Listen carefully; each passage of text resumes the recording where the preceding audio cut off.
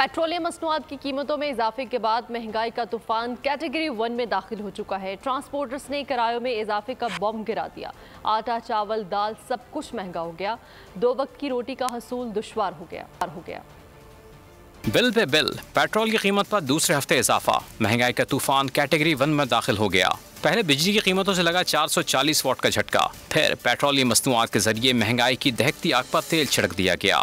Transporters ने किरायों में इजाफे का बम गिरा दिया। 15 से 20% तक किराए में इजाफे ने गरीब आदमी की कमर तोड़ दी।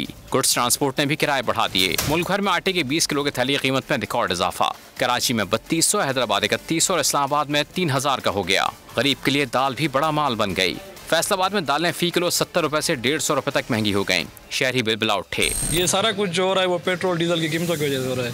ये अभी जो ट्रांसपोर्ट के किराए हैं बढ़ गए हैं। पहले जो हमारी गाड़ी जैसे कोयटा से हम फ्रूट मंगाते हैं उधर से आती थी 30 से 35 हज़ार में, अभी उसको किराया लग रहा है 70,000 रुपये। कसूर के बेकसूर शहरियों ने महंगाई के हाथों तंग आकर यूटिलिटी स्टोर्स का रुख कर लिया, मगर वहाँ भी कुछ सस्ता ना मिला। चीनी, दालें, चावल गायब। आटे का 10 किलो का थैला लेने के लिए 2000 की खरीदारी की शर्त रख दी गई।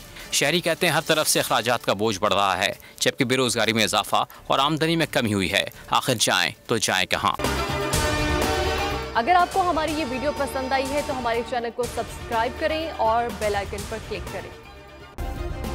सब्सक्राइब करें और बेल दबाएं ताकि कोई खबर रह न जाए।